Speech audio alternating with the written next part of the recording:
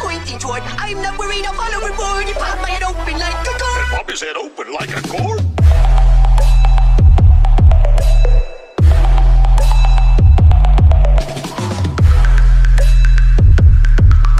तो मैं कुछ चीज़ों को यहीं पर क्लियर करना चाहता हूँ। जो सबसे पहली चीज़ है कि इस स्टोरी को मैंने भी क्रिएट नहीं किया।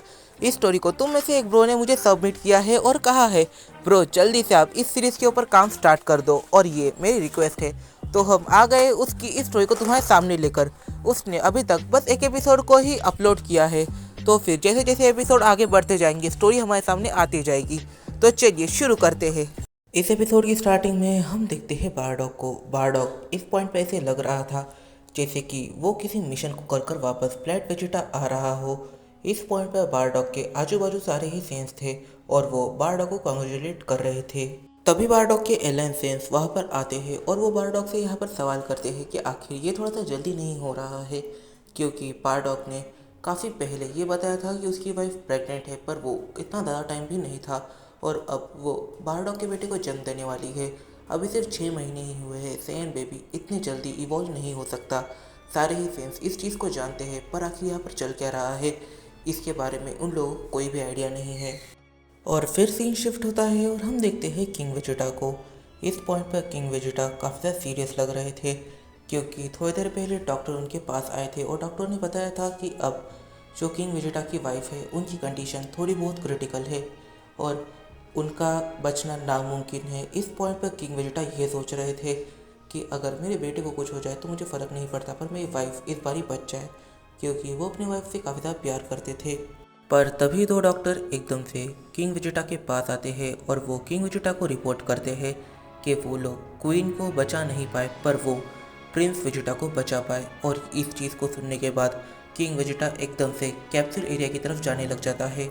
फिर जब किंग वेजिटा फर्स्ट टाइम अपने बेटे से मिलता है तब वो काफ़ी ज़्यादा शॉक हो जाता है, क्योंकि वो देखता है अपने बेटे को पूरी तरीके से पर्पल बालों के साथ, और किंग वेजिटा के बेटे यानी प्रिंस वेजिटा की आईब्रो पूरी तरीके से मिसिंग थी।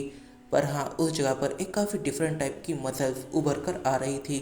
किंग वेजिटा इस चीज़ को देखकर काफ़ी ज़्यादा शॉक होता है। फिर किंग वेजिटा एक बार यहाँ पर वेजिटा के पास एक स्काउटर को लेकर जाते हैं उसका पावर लेवल मेजर करने के लिए, पर वो स्काउटर एकदम से फट पड़ता है।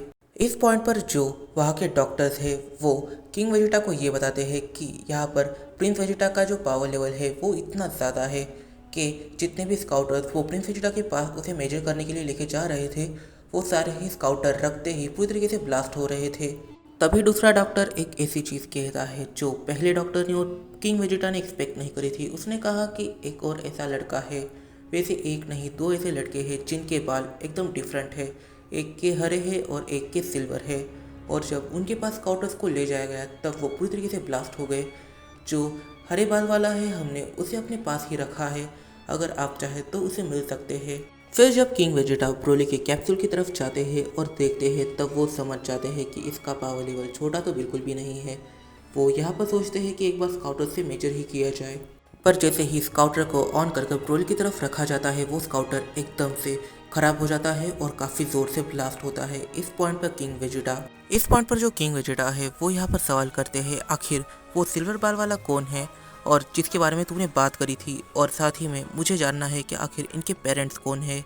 इस पॉइंट पर वहाँ पे जो किंग वेजिटा की सेक्रेटरी है वो यहाँ पर कहती है असल में मैं इनकी डिटेल्स निकालने की कोशिश कर रही थी, तब मुझे ये पता चला कि वो जो सिल्वर बाल वाला है आप उसके पिता को और इसके पिता को काफ़ी अच्छे से जानते हो, क्योंकि ये जो हरे बाल वाला है इसके फादर असल में पैरेगस है, और वो जो सिल्वर बाल वाला है जिसके बारे में डॉक्टर ने बताया असल में वो बारडॉग का बेटा है।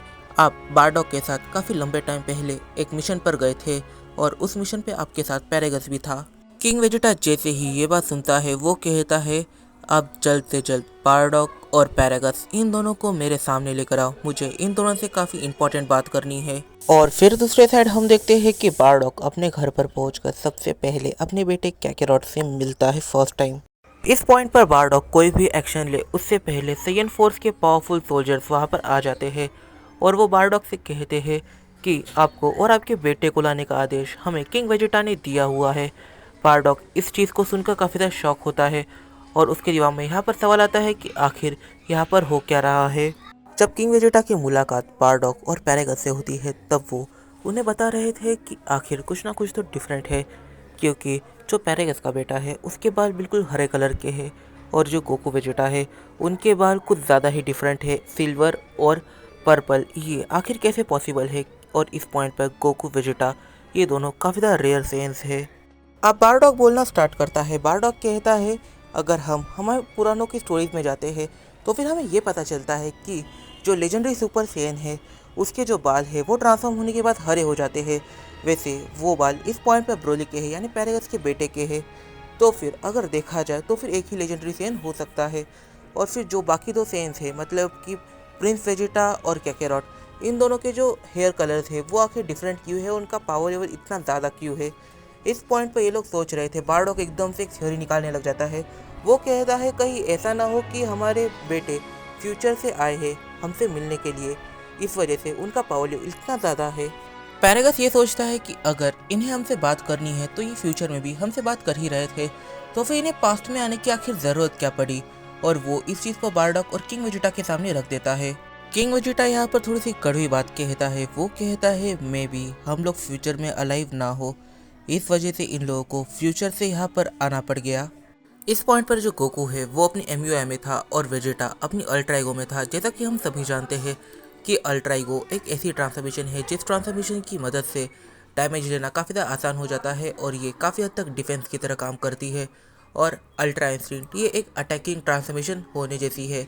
और इस पॉइंट पर इन दोनों की ही जो प्रेजेंस है वो एक डिवाइन प्रेजेंस है, इस एक रीज़न की वजह से। इन दोनों की एनर्जी की इतनी ज़्यादा थी कि वो लोग यहाँ पर उनकी एनर्जी की को सेंस ही नहीं कर पा रहे थे। और इन दोनों की एनर्जी की मदद से एक अलग ही टाइप की चीज़ प्लैट वेजिटा के आसपास फॉर्म हो रही थी। और ये एक टाइप से प्लैट वेजिटा के लिए एक प्रोटेक्टिव शील्ड है। फिर सीन शिफ्ट होता है और हम देखते हैं फ्रीज़ा को। इस पॉइंट पर फ्रीज़ा प्लैट वेजिटा के आसपास ही है, हमें ये देखने को मिल रहा है। पर आखिर ये कैसी सिचुएशन है हम नहीं जानते। क्या फ्रीज़ा टाइम से पहले आ गया है? पर तभी फ्रीज़ा एकदम से यहाँ पर सेंस करता है एक ऐसी एनर्जी को, जो एनर्जी उसे काफ़ी हद तक जानी पहचानी लगती है। और ये एनर्जी थी हकाई एनर्जी की। फ्रीज़ा यहाँ पर शॉक हो जाता है कि यहाँ पर चल क्या रहा है। इस पॉइंट पर फ्रीज़ा अपने काम से काम रख ही रहा था कि वहाँ पर एकदम से एक एलियन बोलता है। और ये इस पॉइंट पर फ्रीज़ा का ही एक कमांडर है। वो यहाँ पर सवाल करता है कि जो सेंस है वो एक काफ़ी पावरफुल स्पीशीज़ है और वो फ्रीज़ा के लिए काम करती है और काफ़ी ज़्यादा लॉयल भी है, तो फिर आखिर उन्हें मारने का क्या रीज़न बनता है? पहले तो फ्रीज़ा इस बात पर काफ़ी ज़्यादा गुस्सा होता है। फ्रीज़ा कहता है शायद से तुम्हें पता नहीं कि मेरे सामने बोलने का क्या रीज़न है, क्या तुम्हें अपनी जान प्यारी नहीं है? इस पॉइंट पर वो कमांडर फ्रीज़ा से डर जाता है और कहता है सॉरी माय लॉर्ड, मैं आगे से ध्यान रखूंगा और मैं आगे से कभी भी बीच में नहीं बोलूँगा, प्लीज़ मुझे इस बार माफ़ कर दीजिए। ओह, तो फिर तुम्हें वाकई में पता है। ठीक है चलो, इस बार तुम्हें मैंने माफ़ किया, पर पहले मैं तुम्हारी बात का आंसर करता हूँ। देखो, इस पूरे यूनिवर्स में दो ऐसे बीइंग्स हैं जो यहाँ पर स्ट्रॉन्गेस्ट है, मैं और लॉर्ड पीरस। पर यहाँ पर सेंस है और मैं अब उन्हें डिस्ट्रॉय करना चाहता हूँ। फ्रीज़ा अपनी शिप के बाहर निकलता है और इस पॉइंट पर जो फ्रीज़ा है वो प्लैट वेजिटा को देखता है तो उसे ऐसा लगता है कि अब यहाँ पर कुछ ना कुछ तो गड़बड़ है। और फिर हम देखते हैं यहाँ पर प्रिंस वेजिटा को, जिसके बाल इस पॉइंट पर पर्पल है और उसके पास आईब्रो नहीं है। बट फिर वेजिटा फर्स्ट टाइम अपनी दोनों आंखों को खोलता है और जब वेजिटा अपनी दोनों आंखों को खोलता है तब कुछ ऐसा होता है जो हमने एक्सपेक्ट नहीं करा था। वेजिटा के आँख खोलने की वजह से जो प्लैट वेजिटा का एटमॉस्फेयर में जो चीज़ हुई थी, मतलब कि वो प्रोटेक्टिव शील्ड बनी थी, उसके अंदर अल्ट्रा ईगो एनर्जी थोड़ी सी ज़्यादा हो जाती है। और अब इसके अंदर जो छोटे मोटे पत्थर के कण थे वो एकदम से यहाँ से वहाँ जाने लग जाते हैं। ये सारी चीज़ें हो रही थी और ये धीरे धीरे कर हकाई एनर्जी बन रही थी। और फिर ये एनर्जी एकदम से शूट होती है, पर ये एनर्जी जाती कहाँ पर है? वो फ्रीज़ा की शिप और छोटे मोटे प्लैट्स पर जाकर गिरने लग जाती है। फ्रीज़ा अपने आप को होल्ड करने की कोशिश करता है पर वो अपने आप को होल्ड नहीं कर पाता, क्योंकि ये कुछ ऐसा था जो उसने कभी एक्सपेक्ट भी नहीं करा था। वो यहाँ पर हकाई एनर्जी को कंट्रोल करने की कोशिश करता है अपने काफ़ी ज़्यादा पावरफुल अटैक बनाकर, पर वो अटैक यहाँ पर कुछ भी नहीं कर पाया। फिर गोकू अपनी आंखों को खोलता है। जब गोकू अपनी आंखों को खोलता है तब गोकू की जो अल्ट्रा इंस्टेंट एनर्जी है वो एकदम से हर जगह पर घूमने लग जाती है और यहाँ पर वो अल्ट्रा ईगो को एक हल्का सा पुश कर देती है। और जब अल्ट्रा ईगो पुश होती है तब उसके साथ अल्ट्रा इंस्टेंट भी सामने चली आती है। इस पॉइंट पर ये एनर्जी की घूमते घूमते जाती है प्लेनेट बीरस पर। प्लेनेट बीरस पर बीरस अपनी ट्रेनिंग कर रहा था कि तभी उसे ये सारी चीज़ें सेंस होती है। वो अल्ट्रा ईगो को सेंस कर थोड़ा बहुत शॉक तो होता ही है और साथ ही में वो इस सोच में पड़ जाता है कि आखिर ये सिग्नल आ कहाँ से रहे हैं। इस पॉइंट पर बीरस यहाँ पर अल्ट्रा ईगो को सेंस कर पाया, पर जो वीस है वो यहाँ पर अल्ट्रा ईगो, अल्ट्रा इंस्टिंक्ट इन दोनों को ही सेंस कर पाया। इस पॉइंट पर बीरस विस से कहता है तो जल्दी से अपने स्टाफ पर चेक करो कि आखिर ये सिग्नल कहाँ से आ रहे हैं। और जब वीस ये चेक करता है तब उसे पता चलता है कि ये सारे सिग्नल आ रहे हैं प्लैनेट वेजिटा से। और दूसरे साइड एकदम से जब ब्रोली अपनी आंखें खोलता है तब सिचुएशन कुछ ज़्यादा ही ट्रेजिक हो जाती है। इवन तो प्लैनेट वेजिटा पूरा का पूरा शेक करने लग जाता है। गोकू और वेजिटा ये लोग अपनी की को कंट्रोल कर पा रहे थे, पर ब्रोली अपनी की को कंट्रोल नहीं कर पा रहा। जब ब्रोली की आंखें खुलती है तब पूरा का पूरा यूनिवर्स 7 ही शेक करने लग जाता है। और यहाँ पर थोड़ी देर के लिए बीरस और विस ये दोनों भी शॉक हो जाते हैं। और इस पॉइंट पर वो लोग एक सैन की एनर्जी को इस हद तक सेंस कर रहे थे जितना किसी ने एक्सपेक्ट भी नहीं किया था। और यहाँ पर बीरस डिसाइड करता है कि वो और विस ये दोनों जाकर इन सारी चीज़ों को इन्वेस्टिगेट करेंगे। यो तो इस वीडियो में काफ़ी ज़्यादा सवाल निकल के आते हैं। सबसे ज़्यादा सवाल तो यहाँ पर ये निकल के आता है, आखिर यहाँ पर चल क्या रहा है? क्या गोकू वेजिटा ब्रोली से वीक है? और क्या इस पॉइंट पर ब्रोली की वाकई में एक अलग लेवल की पावर है, या फिर गोकू और वेजिटा इन दोनों ने ही अपनी एनर्जी की को कंट्रोल किया है और ब्रोली अपनी एनर्जी की को कंट्रोल नहीं कर पाया, इस वजह से उसकी एनर्जी की वजह से पूरा का पूरा यूनिवर्स 7 शेक कर रहा है। प्लैनेट वेजिटा में भी प्रॉब्लम खड़ी हो सकती है। इस पॉइंट पर इस वीडियो में काफ़ी ज़्यादा सवाल निकल के आते हैं और यहाँ पर हम ये इग्नोर नहीं कर सकते कि इनका जन्म ही अल्ट्रा ईगो और अल्ट्रा इंस्टिंक्ट के साथ हुआ है। आखिर इसके पीछे क्या रीज़न हो सकता है? इस पॉइंट पर इस वीडियो में काफ़ी ज़्यादा सवाल निकल के आते हैं। तो इन साथ को हम चाहिए अपने आने वाले को जुड़त में, तब तक के लिए बाय बाय। अगर तुम्हें ये वीडियो पसंद आई है तो प्लीज़ जाकर इस वीडियो को लाइक कर दो। कमेंट करना बिल्कुल मत भूलना, क्योंकि तुम्हारे कमेंट से मुझे मोटिवेशन तो मिलेगी ही और साथ ही में इसके ट्रू क्रिएटर को भी मोटिवेशन मिलेगी। तो मिलते हैं अपने अगली वीडियो में, तब तक के लिए बाय बाय। और अगर भाई इसके क्रिएटर तुम सुन रहे हो तो जल्दी से सेकंड पार्ट सेंड कर दो।